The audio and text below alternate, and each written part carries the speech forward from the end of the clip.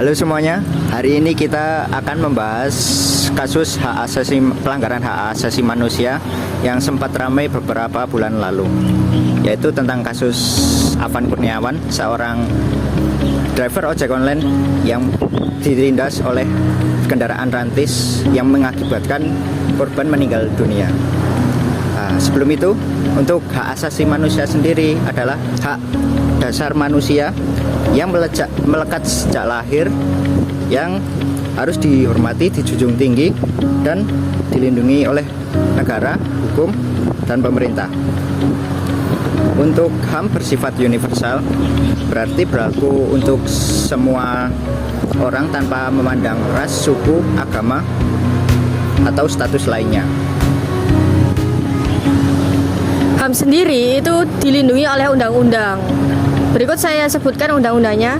Pertama, Undang-Undang 45 pasal 28A, lalu Undang-Undang 45 pasal 28G ayat 1 dan 2, Undang-Undang 45 pasal 28I ayat 1, 2 dan 5. Lalu ada pasal J 28J ayat 1. Lalu yang terakhir UU nomor 26 tahun 2000 pasal 1. Berikutnya kita akan melakukan sesi wawancara dari sudut pandang warga sipil dan mahasiswa hukum universitas lainnya.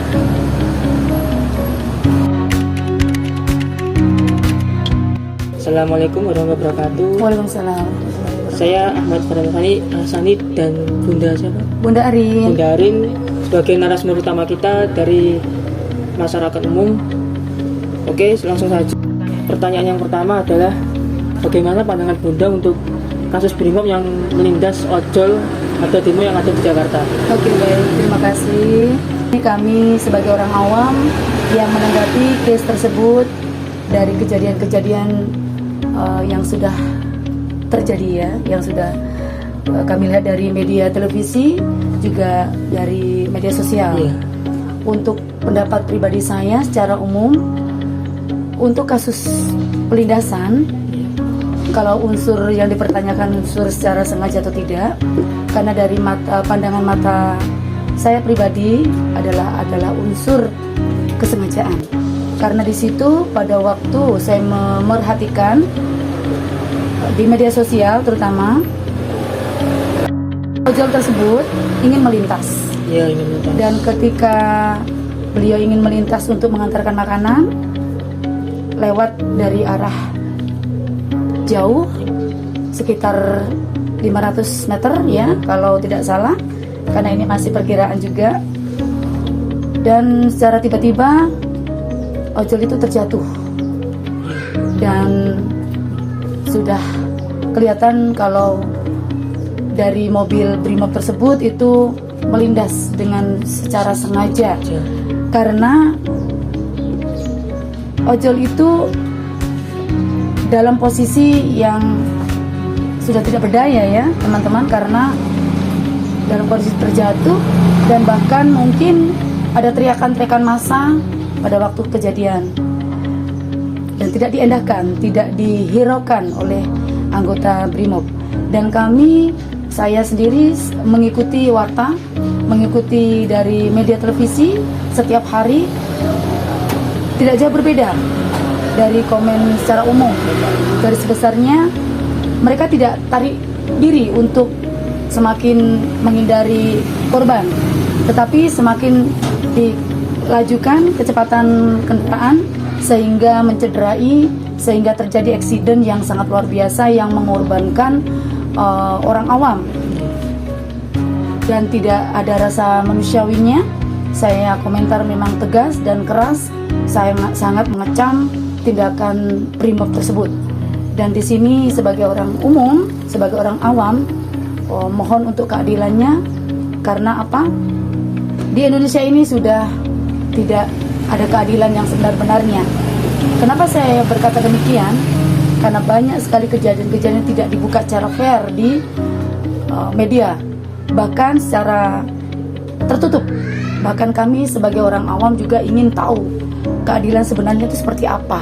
Karena dari pihak Polri sendiri Oke, mereka punya aturan, punya SOP untuk bisa dalam tugas untuk keadilan tersebut secara tertutup. Tapi hasil dari evaluasi dari yang keadilan Polri sendiri itu tidak dibuka secara umum.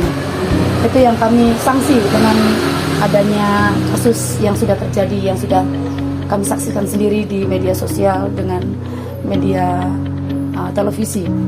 Jadi sangat saya bangkang dan saya tidak setuju, dan ada unsur memang ada penindasan secara disengajakan. Itu dari saya.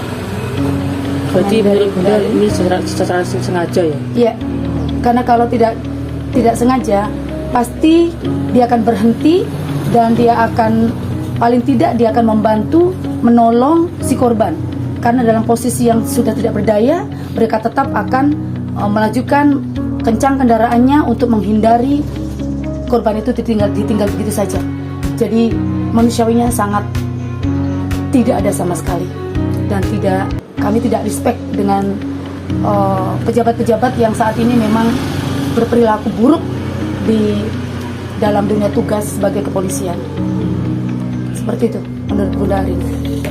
Untuk pertanyaan yang selanjutnya, pendapat Bunda tentang hasil vonis itu bagaimana? Oke. Sebagai pandangan masyarakat umum. Oke, baik. Untuk hasil vonis sampai detik ini kami sebagai orang awam selalu melihat dan memperhati kabar berita setiap hari, dan bahkan mungkin ada beberapa case yang sudah diangkat di media televisi, tetapi tidak ada kesenyambungan, tidak ada sambung lanjutnya untuk dibuka di acara berikutnya, di warta berikutnya. Jadi kami bertanya-tanya, bagaimana kasus kemarin? Setiap kasus yang terjadi di pemerintahan kita itu tidak ada tindak lanjut secara final, secara finish. Di mana kelanjutannya? Banyak sekali yang sangat saya ragukan, kami ragukan sebagai orang awam yang mengikuti jejak-jejak setiap masalah yang beredar di media televisi. Karena apa? Itu keadilan yang semu. Keadilan yang semu. Kenapa saya berkata demikian? Karena tidak ada kelanjutan dari pihak kepolisiannya, hanya mereka mengatakan kami akan menindaklanjuti. Sampai detik ini pun tidak ada finality untuk apakah sudah ada.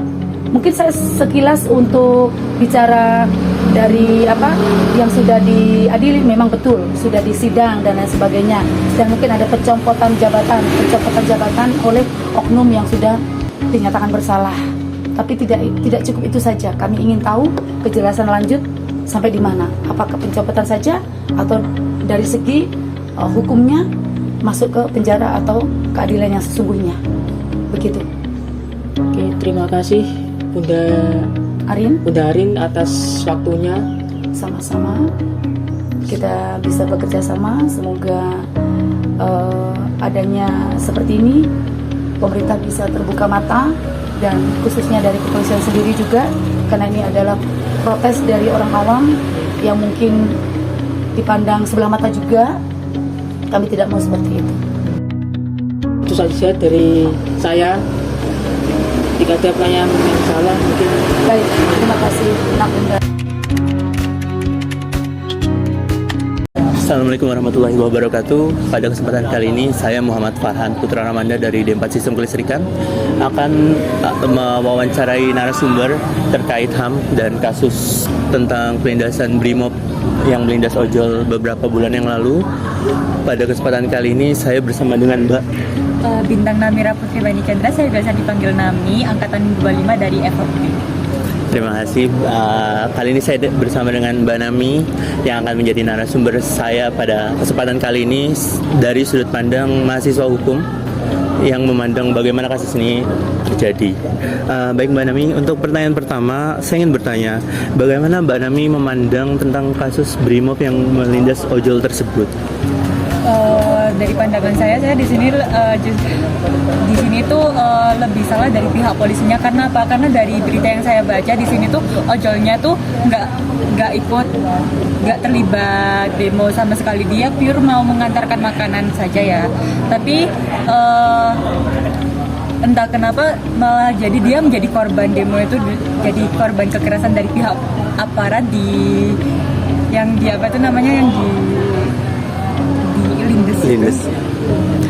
Ya salah karena melanggar HAM dan merebut nyawa orang, dan nggak seharusnya aparat melakukan tindak kekerasan seperti itu. Oke, berarti menurut Mbak Nami ini jelas salah ya, dan melanggar HAM tentunya. Untuk pertanyaan kedua, apakah kejadian tersebut terjadi karena kecelakaan atau memang ada unsur disengaja di situ? Menurut pandangan Mbak Nami bagaimana? Lebih ke disengaja ya, karena apa itu namanya, karena dari beberapa orang itu sudah mewanti-wanti kalau di depannya itu ada orang, tapi mengapa dari pihak aparat itu tetap melanjutkan aksi kekerasan tersebut sehingga nyawa orang dari ojol itu direnggut secara paksa. Berarti memang kalau dilihat dari video yang beredar itu jelas sengaja ya. Karena kalau mau disalahkan dari apa itu namanya, di mobil itu ada titik buta, tapi sebelum diinjak dari jarak yang masih ada space, dari pihak luar itu udah diteriakin kalau di depannya itu ada orang. Yang seharusnya dari pihak aparat itu tahu, tapi mengapa tetap dilanjutkan? Jadi menurut saya itu tuh lebih ke apa tuh, disengaja.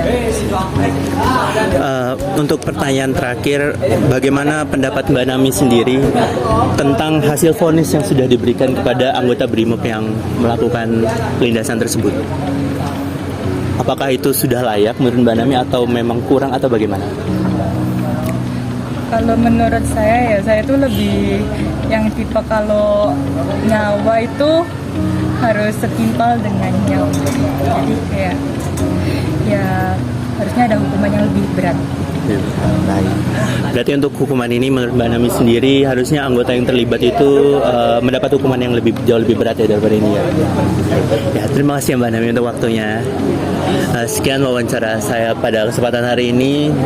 Saya hari ini mewawancara dari sudut pandang mahasiswa hukum Universitas Brawijaya, Mbak Nami. Sekian, terima kasih. Wassalamualaikum warahmatullahi wabarakatuh. Baik, sekian adalah hasil wawancara dari kelompok kami dari dua sudut pandang yang berbeda. Yang pertama itu adalah sudut pandang masyarakat sipil, dan yang kedua itu adalah sudut pandang mahasiswa hukum terkait dengan HAM. Kesimpulannya adalah dari dua sudut pandang itu atau dari dua narasumber yang sudah kita wawancarai, mereka sepakat bahwa hukuman yang diterima harusnya lebih berat lagi dan harus bisa disampaikan ke masyarakat lebih transparan lagi, jangan sampai tertutup. Dan ini juga berlaku untuk semua kasus-kasus HAM yang ada di Indonesia yang belum selesai. Alangkah baiknya kasus-kasus HAM yang masih menggantung di Indonesia sampai dengan sekarang, alangkah baiknya bisa diselesaikan secara tuntas dan secara transparan kepada masyarakat, sehingga tidak adanya kesalahpahaman di antara kita yang menganggap gimana-gimana. Jadi itu semua harus dilaksanakan secara terbuka dan transparan kepada masyarakat umum.